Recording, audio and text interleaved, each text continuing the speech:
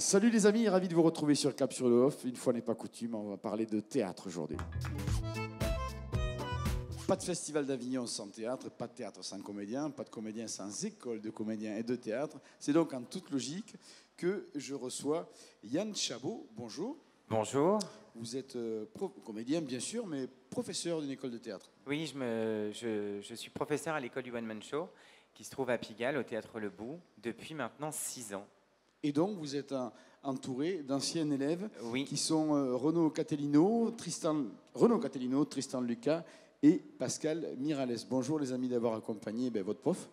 Bonjour à toi, merci de nous accueillir. C'est un plaisir. C'est grâce à vous qu'il y a du spectacle aussi en France, à Paris et à Avignon, notamment parce que vous formez des comédiens. Oui, il y a 150 élèves à l'école. Ils apprennent à écrire, à jouer. Et aussi, ce qui est bien dans cette école, c'est qu'il y a une insertion professionnelle. Comme les cours se passent dans un théâtre où il y a une programmation, ils ont la chance ensuite d'être programmés dans le lieu pour se lancer, tout simplement. Alors, une fois que j'aurais dit que cette école a été créée par Sylvie Joly, tout à fait. Qui nous manque, mais qui a laissé une belle trace, à l'occurrence, de ce point de vue-là, en plus de son œuvre, bien sûr, qui est cette école qui est parrainée aujourd'hui par Anne Roumanoff, voilà, qui est un très joli parrainage. Et effectivement, vous accompagnez les comédiens, mais il y a aussi des spectacles organisés par cette école. Oui, on a un plateau, ça s'appelle le Big Show. Donc, chaque soir, le public vote pour le meilleur humoriste de la soirée, ce qui permet aussi d'avoir un retour avec un public lambda, puisque c'est un spectacle qui est programmé au théâtre.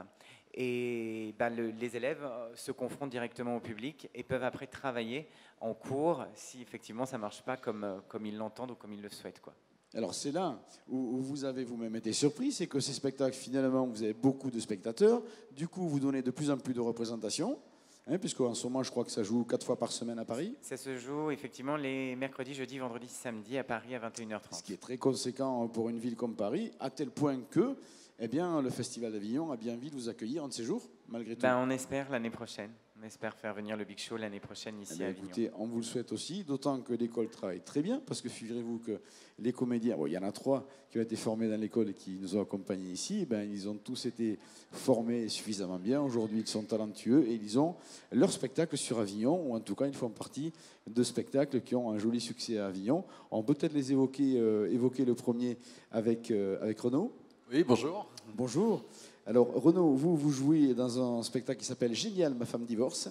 Oui, voilà, c'est un one-man show que j'ai écrit justement dans le cadre de l'école aussi. Pendant ma formation, j'ai commencé à écrire des sketchs et ça a donné ce spectacle, Génial, ma femme divorce. Et j'ai eu la chance qu'Alexandre de Limoges, le directeur de l'école, ait envie de me mettre en scène. Et donc, grâce à lui, j'ai pu finaliser ce projet. Et maintenant, je me retrouve à Avignon 3 ans après, donc c'est une super expérience. C'est magnifique. Vous êtes à l'Artébar à 17h30 avec Génial, ma femme divorce. Du coup, par rapport à votre rapport avec... Vous êtes autonome aujourd'hui, vous avez votre spectacle qui fonctionne très très bien, qui régale le festival cette année, je le sais, on en a déjà parlé.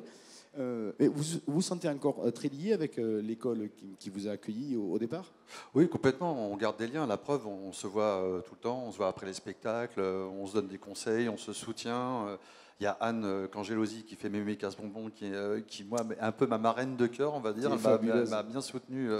Parce qu'Avignon, c'est quand même c'est intense. Donc, c'est un moment très fort. Mémé Casse-Bonbon est une des stars du Festival d'Avignon depuis quelques années. Voilà, donc elle est super. Même je veux dire, en dehors de la scène, c'est une très bonne amie, voilà. Et voilà, donc super expérience.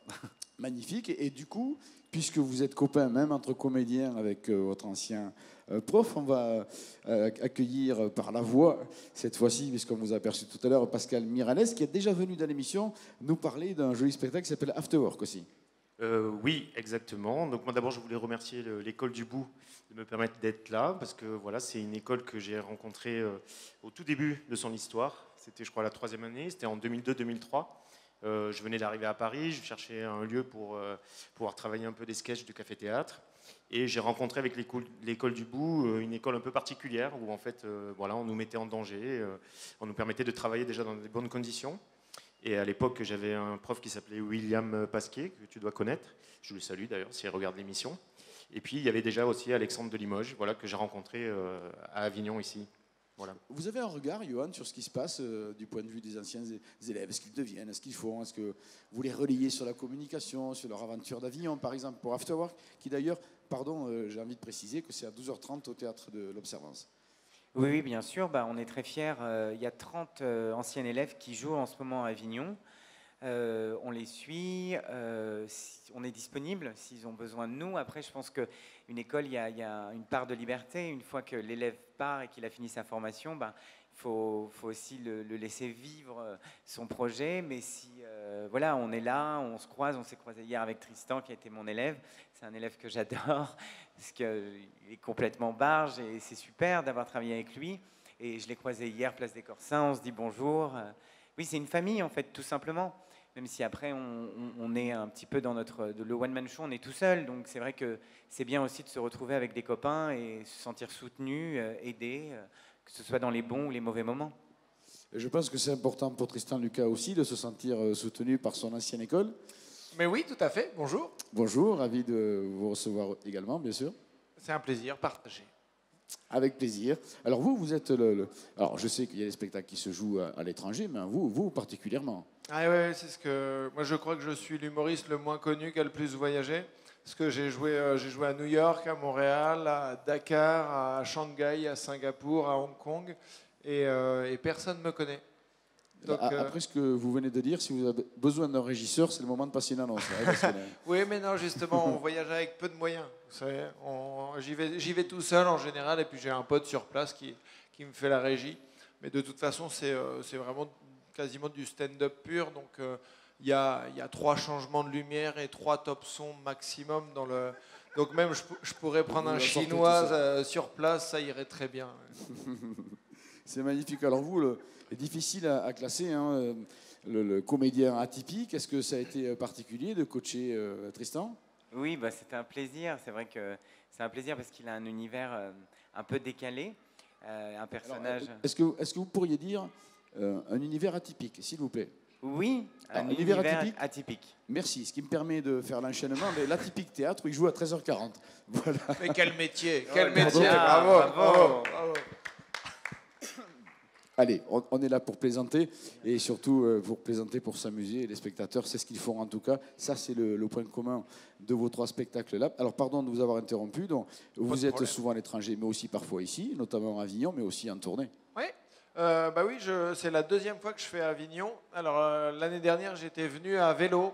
J'avais fait Paris-Avignon à vélo électrique avec un autre humoriste et on jouait notre spectacle sur la route. Là, j'ai pris le TGV et je dois dire que le TGV, c'est bien aussi. Oui, c'est bien. Hein, c'est aussi rapide. Ouais, ouais ça me plaît. C'est magnifique. Est-ce qu'aujourd'hui, parce que voilà, autant vous le dire, vous nous avez donné envie de ce Big Show quand même. Du coup, on sait que c'est pas là cette année. Il n'y a pas une petite place pour faire un one-shot et se retrouver pour une exceptionnelle avec les comédiens qui sont là Oui, on a envie. Après, c'est vrai qu'il faut, pour le Big Show, ils sont 8 par soir. Donc voilà, il faut que ça s'organise. On voulait le faire cette année, ça ne s'est pas fait. Mais l'année prochaine, on va mettre en place ça pour que ça se fasse. Et effectivement, on aimerait bien refaire un Big Show avec tous les anciens élèves pour qu'ils se retrouvent et s'amuser ensemble. S'il y avait un Big Show et que vous soyez disponible, Renaud, Tristan et Pascal, vous y participeriez? Oui, parce que ça permet effectivement de retrouver les anciens et de créer une petite communauté. Et puis, on ne va pas se mentir, ça permet de toucher un public qu'on n'aurait peut-être pas eu. Et du coup, s'ils ont aimé ce qu'on a fait pendant 5, 8 minutes, 10 minutes, on les récupère dans la salle si on a été bon, quoi. Donc oui, les plateaux, c'est aussi très intéressant pour ça. Ouais. En tout cas, c'est très agréable de voir déjà cette base de formation que vous donnez au départ et qui visiblement crée du talent et puis que ça perdure, que ça continue, qu'il y ait une espèce de complicité un peu à la Splendide. Enfin, je ne sais pas. Je vous souhaite en tout cas une carrière de cette dimension-là, au moins. Ah oui, on espère aussi. Eh bien, écoutez, on a été ravis de vous recevoir à Cap-sur-Lot. Vous revenez quand vous voulez, même avec les 8 du Big Show complet. Et en tout cas, on vous souhaite vraiment bienvenue pour la saison prochaine au Festival d'Avignon. Ici, à Cap-sur-Lot, vos sièges sont prêts pour accueillir tout le monde. Merci d'être venu nous parler. Merci. Bonne chance, bon succès pour les spectacles. Et je vais terminer là-dessus pour rappeler que Génial, ma femme divorce est à l'Artébar à 17h50, que à 12h30 au Théâtre de l'Observance, il y a le spectacle After Work de Pascal Miralles et que Tristan Lucas, lui, est à l'Atypique Théâtre à 13h40. Pourquoi est-il à l'Atypique Théâtre? Parce qu'il est atypique. Je la refais, elle était bien. Allez. Et merci, Yohan Chabot, pour votre concours à cette participation. Pour l'école, un petit mot sur les colocataires. Oui, moi j'ai un spectacle totalement improvisé qui s'appelle Les Colocataires. C'est à 22h au Théâtre Beau, Avignon, qui est au Novotel. C'est un super théâtre. On est très fiers d'être là cette année. Et puis c'est un spectacle totalement improvisé. On est 4 copains et on ne sait pas du tout ce qu'on va jouer. Le public ne sait pas du tout ce qu'il va voir et les gens payent pour ça. Et c'est plein tous les soirs, donc je me dis, mais les gens payent pour n'importe quoi. Voilà, mais en attendant, il y a du monde, et c'est un super spectacle, c'est drôle, voilà. C'est enjoué, c'est un spectacle qui rend heureux, c'est ce que je dis quand je bien, tracte. bonne continuation sur le festival d'Avignon, Merci beaucoup. continuez à donner du plaisir aux gens. Merci à tous, bon festival tout le monde. Merci. Parfois dans la vie, ton avocat est un bon appui, mais les diamants sont plus forts que lui. Parfois dans la vie, ton vilain patron trouve que t'es canon.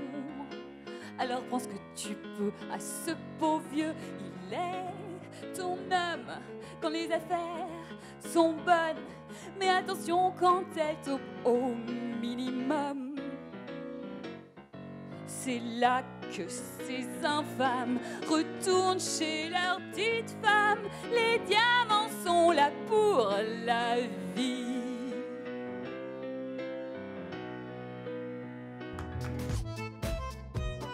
De théâtre, bien sûr, mais plus exactement de spectacle musical, vous l'aurez compris, puisque je reçois Isabelle Leyer. Bonjour Isabelle. Bonjour. Merci d'être venue nous voir ici à Cap-sur-Lof et merci surtout pour ce petit clin d'œil. D'ailleurs, que je vous promets, on le retrouvera un peu plus prolongé à la fin de cette interview. Mais pour le remercier, parce que voilà, vous n'avez pas votre pianiste avec vous alors qu'il est sur scène normalement. Oui, Vincent Gaillard, qui a fait les arrangements du spectacle, qui est un merveilleux pianiste et qui me permet de m'envoler dans cette histoire d'une femme qui part à la conquête de ses rêves. En fait, c'est une grande meneuse de revue qui, le jour de sa dernière, avant de changer de vie, fait un dernier cadeau à son public. Elle va lui livrer son histoire. Et on repart au début de sa vie, dans son enfance. Elle est avec son papa en cachette de répéter et tout. Et puis, finalement, elle va partir à la conquête de ses rêves. Et on la suit dans ses aventures pétillantes, frétillantes. On palpite avec elle. Et voilà, c'est un spectacle très, très, très positif qui donne envie de croire en soi, en la vie, en ses rêves. C'est pas un regard empreint de regret ou de nostalgie par rapport à des choses qu'elle n'aurait pas vécues dans sa carrière. C'est vraiment un cadeau. Elle revit en même temps, elle fait revivre tout ce qu'il y a eu de pétillant dans son parcours. Parce que aussi, c'est un vrai cadeau qu'elle fait parce qu'elle a reçu tellement de cadeaux de son public. Elle veut vraiment leur donner un dernier cadeau. Et ce cadeau, c'est finalement tout ce qu'elle a compris de la vie et tout ce qui lui est arrivé. Et ce qui est fou, c'est que comme c'est l'histoire d'une vie, c'est l'histoire d'une artiste, mais finalement d'une vie, tout le monde se retrouve. Le public, même femme comme homme, me dit « mais je suis mademoiselle ». Moi aussi, j'ai des rêves. Moi aussi, j'ai eu cette relation avec mes parents. Moi aussi, j'ai vécu ça. Je me suis fait avoir. J'ai fait des bêtises. Et tout le monde se retrouve. C'est ça qui est beau. Vous aurez compris qu'Isabelle est une artiste, une grande artiste passionnée et passionnante. Son spectacle avait été un succès l'an dernier, en 2016. Surtout un gros succès parisien cette saison. Oui, en fait, on devait jouer jusqu'à décembre. On a été prolongé 2 fois. On a eu l'honneur et le bonheur d'avoir été nommé au Petit Molière. Donc ça, pour un artiste, c'est juste merveilleux. Magnifique. Donc voilà, on est produit par le Théâtre du Marais qui a eu un coup de cœur pour le projet. On travaille, Vincent et moi, avec un grand metteur en scène, Philippe Davila, qui a une subtilité, qui a fait une mise en scène, mais classe, glamour, magique, c'est un bonheur. Et qu'on aime partager vraiment. Et d'ailleurs, ça se voit parce que les gens ressortent du spectacle avec un sourire, mais jusqu'aux oreilles, et nous parlent parfois de leurs rêves et de combien ça les a touchés. Je vous invite donc à aller vous exalter, prendre du plaisir et savourer le spectacle Mademoiselle avec Isabelle Leyer et son pianiste. C'est au Pandora à 22h30 et chose promise, chose due.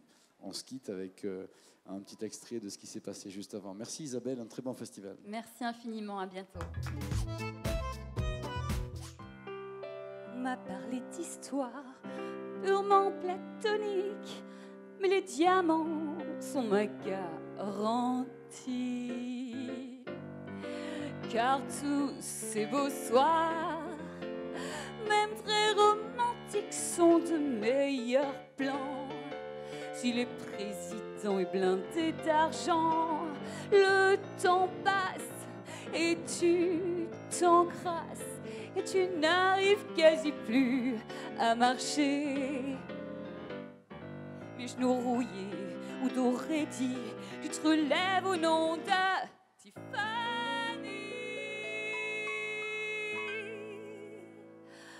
Les diamants, les diamants.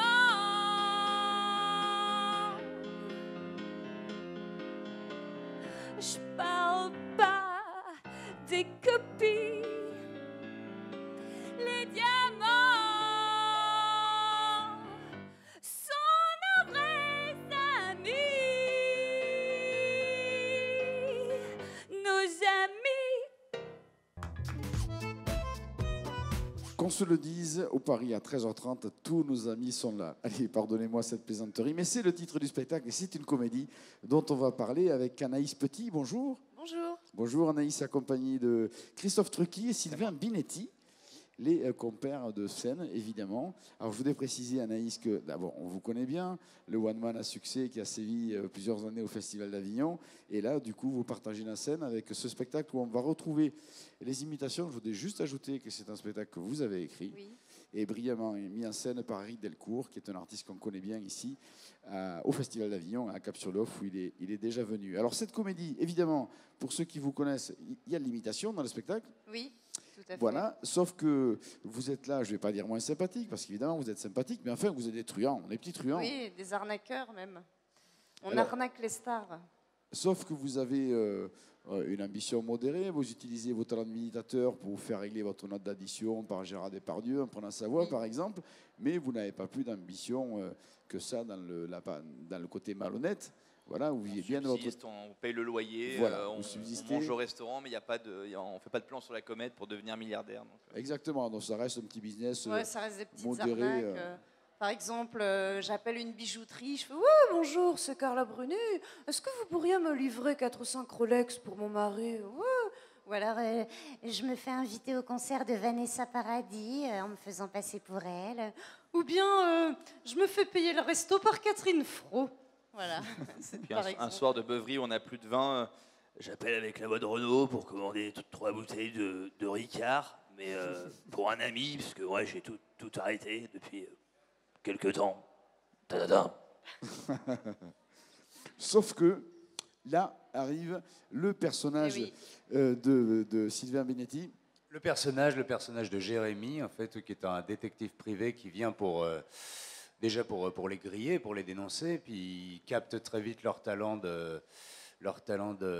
d'imitateur escroc, et du coup il va s'en servir, il va lui se servir de son talent de manipulateur pour les entraîner dans un coup beaucoup plus ambitieux, beaucoup plus gros, et finalement rien ne se passe comme prévu, c'est un peu les escroqueurs escroquiers, et, enfin, tout ça tourne un petit peu, Voilà, c'est là où ça part en folie, parce que vous ne seriez pas allé vers ce niveau d'arnaque. Et puis, voilà, d'accord, pas d'accord, vous êtes obligé, plus ou moins. Puis voilà, c'est l'intrigue. On ne peut pas raconter tout le spectacle. Ce qu'on peut dire, évidemment, vous l'aurez compris, que tous nos amis sont là. Ben, c'est une référence à, déjà, avec toutes les voix, ça fait beaucoup de monde sur scène au-delà de vous. C'est aussi une réplique célèbre de Laurent Gérard, qui imite Jean-Claude Brialy en disant « Tous mes amis sont là ».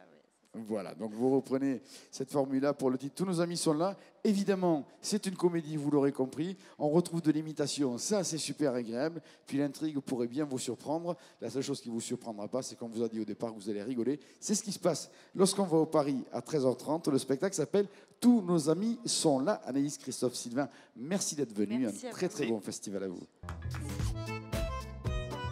Ça nous fait très plaisir à Cap-sur-Lof d'aller faire un tour du côté du théâtre Artéphile à 14h10 pour le spectacle Un jour ou l'autre. Et nous allons en parler tout de suite avec une partie des comédiens, Éric Herson-Macarel, André Lehir et Sarah Vermande, bonjour, accompagnés de votre metteuse en scène, Blandine Pellissier. Un petit clin d'œil à Line Giblet, la 4e comédienne qui n'est pas là avec nous, mais nous sommes suffisants pour parler de ce spectacle convenablement. Alors, un jour ou l'autre, comment décrire ce spectacle ? Il y a 2 scènes de vie, il y a 2 tableaux qui sont différents, avec des personnages qui ont chacun leur particularité, et le 3e tableau est à imaginer en quelque sorte. Oui, c'est tout à fait ça en fait. Ces 2 tableaux qui se jouent l'un après l'autre, mais qui en fait dans la vie sont en simultané. Et dans le premier tableau, on est chez Bill et Bertha, qui sont des gens un peu différents, qui ont très peur de l'extérieur, oui, et pour de bonnes raisons.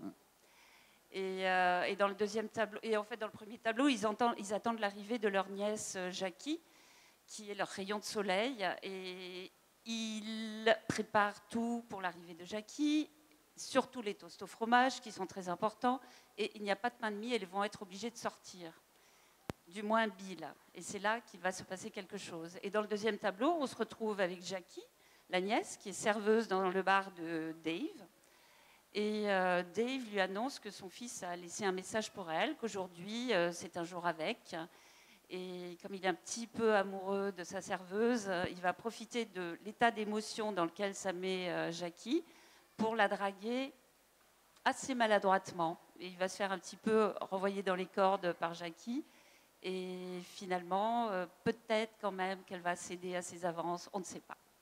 Alors, on discutait en off tout à l'heure, vous me disiez qu'on allait qualifier ce spectacle de théâtre contemporain et que selon les publics, il y avait des gens qui riaient beaucoup, d'autres qui étaient plus dubitatifs. C'est donc un spectacle qui interpelle, qui peut être inspirant ou poser des questions pour les gens qui viennent voir. Ben, c'est aussi au-delà de la qualité du jeu et de l'écriture, bien sûr. Hein, je parle de l'esprit du spectacle. Oui. Ben, c'est aussi un texte dont un certain humour se dégage, mais surtout du fait des personnages eux-mêmes, en fait. C'est pas du gros comique, effectivement, mais c'est un humour d'empathie, en fait, avec les personnages. Les personnages du premier tableau, donc Bill et Bertha, qui sont ce couple extrêmement touchant, de personnes un peu simples, un peu décalées par rapport au monde extérieur. Et puis Jackie et Dave, qui sont des personnages ordinaires, un peu encombrés de solitude, aux prises avec toutes les choses que tout le monde connaît, en fait. Et c'est ça qui suscite le rire, parce que c'est un rire d'empathie qui est provoqué par la justesse de l'écriture, qui est magnifique, et qui en fait des personnages tellement humains que le rire surgit.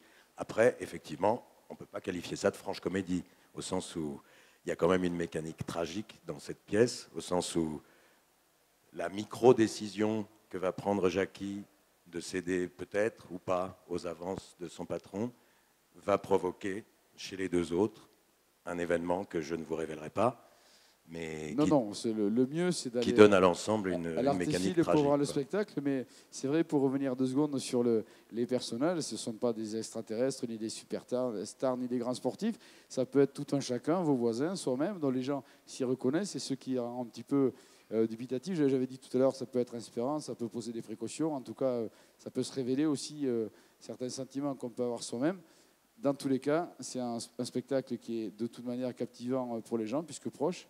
Oui, en fait, c'est un spectacle qui parle des gens qui sont moitié dans leur godasse, moitié à côté, des gens qui ne sont rien, si vous voyez ce que je veux dire. Absolument, absolument. Mais ça soigne, et puis peut-être qu'on peut trouver quelques solutions ou sources d'inspiration dans le récit du spectacle. En tout cas, il est à découvrir parce que vous l'aurez compris, l'issue du spectacle, vous allez l'imaginer vous-même. Le spectacle s'appelle Un jour ou l'autre, c'est à l'Artéfil à 14h10. Nous avons été ravis de les recevoir en Cap sur le Off. Je vous propose de terminer cette émission en beauté avec un best-seller d'Avignon 2016 et même d'Avignon 2015.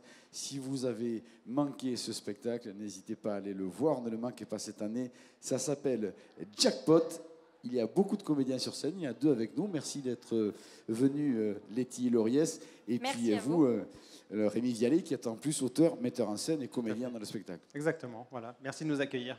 Avec plaisir, je ferai un petit clin d'œil à vos amis Laetitia Biche, Alexandre Cornillon, Nicolas Jaurégui et Victor Lelaurier, qui partagent évidemment le succès de ce spectacle totalement jubilatoire. Quand ça marche comme ça, c'est très agréable à jouer. Hein. Ah oui. Non, c'est sûr qu'avec tous les spectacles qu'il y a, quand on a un spectacle qui remplit, où les salles sont vraiment ravies, ça fait vraiment plaisir. Ouais. Alors, je vais planter le décor et vous allez voir que ça peut arriver à tout le monde. Imaginez-vous, vous êtes en groupe à jouer une grille à une loterie. Vous seul êtes en charge de le faire valider. Vous ne le faites pas. Et les autres s'aperçoivent, au moment du tirage, qu'ils ont gagné. Et alors là, voilà, il faut avouer de suite ou pas de suite. Les choses s'enflamment, c'est le cœur du spectacle. Oui, c'est exactement ça. C'est ces 3 amis qui jouent au loto depuis 10 ans. Et le jour où ils gagnent, celui qui devait valider la grille a oublié de le faire. Pourquoi a-t-il oublié de le faire? Déjà, c'est une des grosses questions de la pièce. Et puis après, il va falloir l'annoncer. Comment l'annoncer? Voilà, ça s'enchaîne énormément de rebondissements.